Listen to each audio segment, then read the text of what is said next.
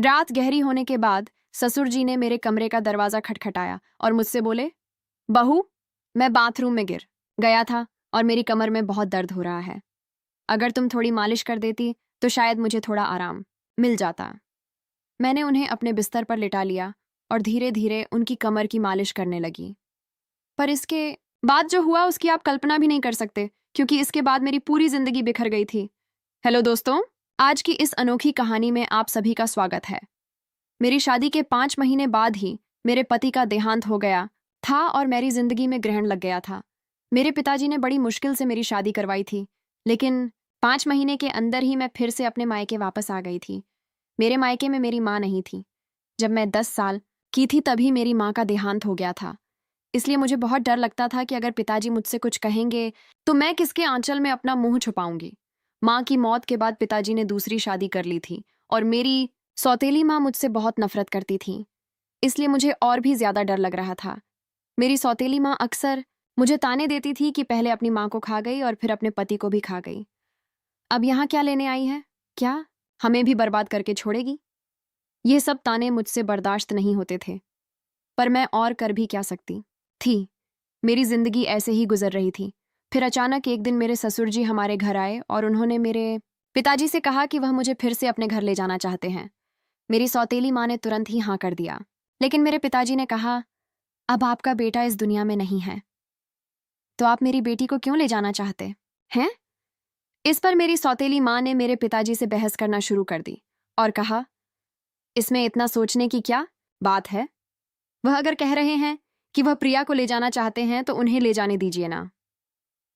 आपको इतनी तकलीफ क्यों हो रही है? और वैसे भी प्रिया उनके घर की बहू है। उनके बेटे की मौत हो गई है तो क्या हुआ, वह अपने ससुराल तो जा ही सकती है ना। माँ के इस झगड़े के बाद पिताजी ने कहा, अगर मेरी बेटी वहां खुश रहेगी तो मुझे कोई दिक्कत नहीं है। प्रिया अगर जाना चाहती है तो आप उसे जरूर ले जा सकते हैं। मेरे ससुर जी ने मेरी तरफ देखा और कहा, चलो कपड़े वगैरह लेकर आओ। मैंने भी सोचा कि यहाँ रहकर सौतेली माँ के ताने सुनने से अच्छा है कि अपने ससुराल जाकर सुकून से रहूं। मैं ससुर जी के साथ वापस ससुराल आ गई थी। यहाँ पहुंचने के बाद मैं अपने कपड़े बदल रही थी कि तभी मेरे ससुर जी मेरे कमरे में आ गए और बोले, बहू 1 कप चाय बना लाओ। मैंने जल्दी से अपने कपड़े ठीक किए और रसोई में जाकर चाय बनाने लगी और चाय बनाकर ससुर जी को दे दी। चाय पीते हुए उन्होंने मुझसे कहा, प्रिया तुम्हें पता है इस घर में मैं बिल्कुल अकेला हूँ। मेरा बेटा मेरी इकलौती संतान थी और तुम्हारी सास भी गुजर गई है। मैं इसीलिए तुम्हें यहाँ लेकर आया हूँ ताकि मुझे इस घर में अकेला ना लगे। मैंने कहा, पिताजी आप बिल्कुल चिंता मत करें, मैं भी तो आपकी बेटी की तरह हूँ, मैं हमेशा आपके साथ रहूंगी। फिर ससुर बोले, मुझे पता है कि तुम मेरे साथ रहोगी, क्योंकि तुम्हारी सौतेली माँ तुम्हें मायके में कभी शांति से नहीं रहने देगी। इसी तरह दिन गुजर रहे थे और हम दोनों एक दूसरे का सहारा बने हुए थे। 6 महीने बाद एक रात मैं अपने कमरे में सो रही थी कि तभी देर रात किसी ने मेरा दरवाजा खटखटाया। मुझे समझ आ गया था कि यह मेरे ससुर जी ही होंगे, क्योंकि इस घर में हम दोनों के अलावा कोई और नहीं था और आधी रात को कौन दरवाजा खटखटाएगा। मैंने सोचा कि शायद पिताजी को कुछ जरूरत होगी, तभी देर रात यहाँ आए हैं। दरवाजा खुलते ही मेरे ससुर जी ने मुझे पकड़ लिया और बोले, बहू मैं बाथरूम में गिर गया था, मुझे बहुत दर्द हो रहा है, अगर तुम थोड़ी मालिश कर दो तो मुझे आराम मिल जाएगा। फिर मैंने उन्हें अपने बिस्तर पर ही लिटा लिया। मैंने उनकी मालिश करना शुरू कर दिया। कुछ देर तक मालिश करने के बाद मैंने नोटिस किया कि ससुर जी मुझे अजीब तरह से घूर रहे थे। ये देख के मैं थोड़ा सहम गई थी। तभी मैं बोली, ससुर जी क्या हुआ, आपको किस जगह पर ज्यादा चोट लगी है? अगर आप कहो तो मैं डॉक्टर को बुला दूं। इस पर ससुर जी ने कहा कि नहीं बेटा, तुम बस मालिश कर दो, इससे ही आराम मिल रहा है। उनकी अजीब सी बातें सुनकर मुझे अब और भी अजीब लगने लग गया था। फिर मैं बोली, ससुर जी आप यहीं मेरे कमरे में ही लेट जाइए। कमर में दर्द लेकर आप अपने कमरे तक कैसे जाएंगे? मैं आपके कमरे में जाकर सो जाती हूँ। मेरी बात सुनकर मेरे ससुर बोले, बेटा तुम मुझे इस हालत में अकेला छोड़कर चली जाओगी। अगर रात को मुझे बाथरूम जाना पड़ा या अगर मुझे किसी और चीज की जरूरत पड़ी तो मैं क्या करूंगा? इससे बेहतर है कि तुम यहीं सो जाओ।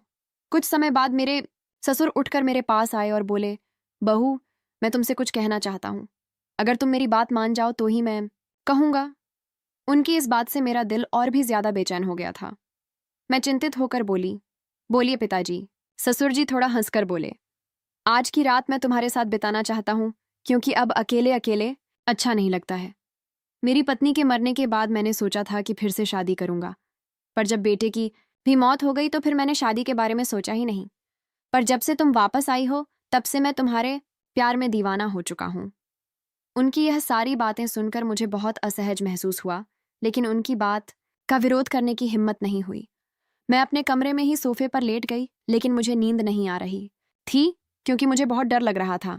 ससुर जी ने मुझसे कहा, बहू, मुझे लगता है मैंने तुमसे कुछ गलत नहीं कहा। मैं चाहता हूं कि तुम मुझसे शादी कर लो, ताकि हमारे रिश्ते को कोई गंदा नाम ना दे। तभी मैं हक्का बक्का होकर बोली, ससुर जी, आप यह सब क्या कर रहे हैं? आप मेरे ससुर हो। ससुर का दर्जा पिता के समान होता है, और आप मुझसे शादी की बात कर रहे हो। आप बोलने से पहले एक बार सोच तो लो कि आप क्या क्या बोले जा रहे हो। तभी मेरे ससुर बोले, देखो बहू, मैं मानता हूं कि मैं कभी तुम्हारा ससुर था, लेकिन तुम्हारे पति को मरे हुए अब 1 साल हो चुका है। जब मेरा बेटा ही नहीं रहा, तो हमारे बीच में ससुर और बहू का रिश्ता कहाँ बचा है? मैं भी अकेला हूं और तुम भी अकेली हो। हम पति पत्नी बनकर जिंदगी भर एक दूसरे का साथ दे सकते हैं। उनकी यह बातें सुनकर मेरा मन विचलित हो गया था। मैं आगे और कुछ भी नहीं बोल पाई। एक और सौतेली माँ के अत्याचार, और दूसरी तरफ ससुर जी का यह अजीब व्यवहार। मैं तो इन दोनों के बीच ही फंस गई थी।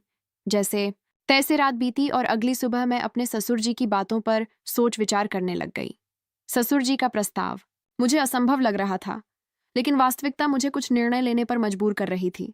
फिर मुझे ख्याल आया कि मैं अपने पिताजी से जाकर बात करती हूँ, लेकिन यह सब बातें अपने खुद के पापा से करने की हिम्मत मुझ में नहीं हुई, क्योंकि मुझे पता था कि पिताजी से बात करने के बाद मेरी जिंदगी में और भी नई समस्याएं आ सकती हैं। इसलिए मैं उनके पास नहीं गई। एक दिन ऐसे ही शाम को फिर से मेरे ससुर जी ने मुझसे कहा, बहू, मैंने तुमसे कुछ गलत नहीं चाहा। मैं बस इतना चाहता हूं कि तुम हम दोनों के सूने जीवन में खुशियां भर दो। मैं अकेले नहीं रह सकता, और तुम भी कब तक अकेले रहोगी? तुम्हें भी तो पति की जरूरत सताती होगी। ससुर जी के मुंह से फिर से यह सब बातें सुनकर मैं तो अंदर से कांपने लगी थी और आगे कुछ बोल ही नहीं पाई। समय धीरे धीरे बीतता चला जा रहा था, और ऐसे ही धीरे धीरे मेरे और ससुर जी के बीच एक अजीब सा संबंध बनता चला जा रहा था। पति की मौत के बाद मैंने सोचा था कि अब मैं इस दुनिया में बिल्कुल अकेली हो गई हूं, लेकिन मेरे ससुर जी ने मेरे प्रति जो भावनाएं जाहिर की थीं, उन्होंने मेरे जीवन को एक नई दिशा में मोड़ दिया। उनके शब्दों ने मुझे भीतर तक झकझोर कर रख दिया था। जब भी मैं सोने जाती थी, तो उनकी कही हुई बातें मुझे परेशान करती थीं। वह कहते थे कि मेरे साथ रहने से उन्हें अपने अकेलेपन का एहसास नहीं होता, और वह चाहते थे कि हम दोनों एक नई जिंदगी की शुरुआत करें। उस रात की बातचीत के बाद मैंने खुद को बहुत असमंजस में पाया।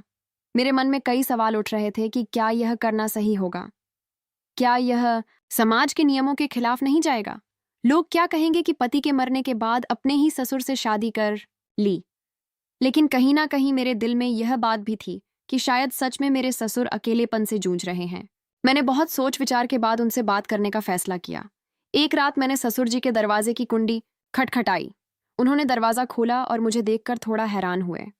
मैं उनके कमरे में गई और बोली, ससुर जी, मैं आपसे एक बहुत जरूरी बात करना चाहती हूँ। उन्होंने मुझे बैठने के लिए बोला और बड़ी गंभीरता से पूछा, क्या हुआ बहू, तुम इतनी रात गए क्यों आई हो? मैं थोड़ी हिम्मत जुटाते हुए बोली, ससुर जी, मैंने आपके प्रस्ताव के बारे में बहुत सोचा है। मैं समझती हूँ कि आप अकेलेपन से जूझ रहे हैं और एक साथी की जरूरत महसूस कर रहे हैं, लेकिन इस रिश्ते के लिए मेरी एक शर्त है कि हमारे बीच हमेशा प्यार और सम्मान का रिश्ता रहेगा। आप मुझे बेटी की तरह सम्मान देंगे और मैं आपको पिता की तरह आदर दूंगी। क्या आपको मेरी शर्त मंजूर है? उन्होंने मेरी बात को ध्यान से सुना और फिर कहा, मुझे तुम्हारी शर्त मंजूर है। मैं इस प्यार और सम्मान को हमेशा बनाए रखूंगा। उनकी यह बात सुनकर मेरे दिल का बोझ थोड़ा हल्का हो गया था।